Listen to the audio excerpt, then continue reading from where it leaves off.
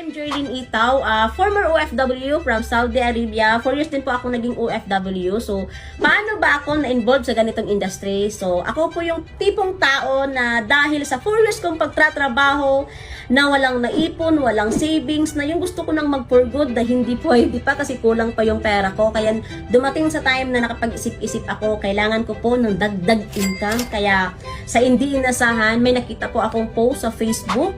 At syempre, yung nag-post na yun, stranger, hindi ko po siya kakilala. Kaya sabi ko, try ko ngang mag-how. So, nag-how ako, nakausap ko siya, naka-video call kami. Yes, dumating sa time na nagduda din ako, natakot ako. Kasi alam mo naman, sa online mo na nakilala at stranger lang. Pero sabi ko, minsan lang ako magtitiwala ng tao. Kaya, grab ko yung opportunity. At ito yung malupet. Nung time na na-present sa akin yung business, maganda yung opportunity. Kasi, di ba, naghahanap nga ako ng dagdag income. Wala po akong pera. So, gumawa po ako ng paraan nung time na yun. Naalala ko is, syempre, nag-advance pa ako sa amo. Ginawan ko siya ng paraan. Nagdrama pa ako sa amo. So, syempre, hanggang doon is, after 11 months, dahil ginawan ko siya ng paraan, tinarbaho ko siya habang nasa abroad, kahit part-time lang, at kahit busy ako. After 11 months, nakauwi ako at nag-check ako nung time na yun ng asa sa 300,000. Yun na yung time na nakapag-for good ako. Then, after nun is nakapag full-time ko na siya ginagawa. At syempre, dahil sa ginagawa ko is dito din, nabili ko din yung first car. Oh, grabe, yung dating OFW na nag-try lang at nagtiwala. Nabili ko din po yung first car ko na Honda City RS hatchback.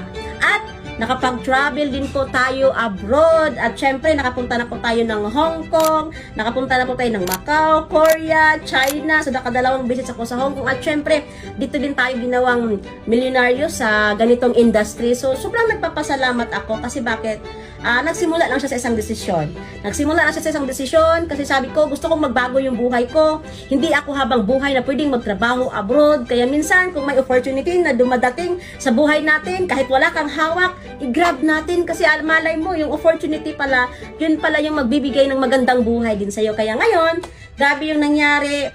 Syempre, isa sa mentor namin is si Mentor Joseph Lim na ngayon, nagtayo po siya ng Ascendra International. So, grabe, sobrang nakakatuwa at nai-excite kasi hindi lang siya company na basta company lang kasi yung mismong may-ari, yung mismong founder ang mag-guide sa'yo, ang magti-training sa'yo. Kaya hindi lang siya company basta-basta, yung community, yung system na mismo galing sa company magtuturo. Kaya ngayon, sobrang nai-excite ako ngayon sa Ascendra kasi bakit? Grabe, sa ilang buwan pa lang, konting-konti na lang, mahit ko na po yung first M. Dahil sa sobrang ganda ng sistema ng Ascendra, isa po tayo sa na-recognize at na-awardan as top 11 ng buong Ascendra.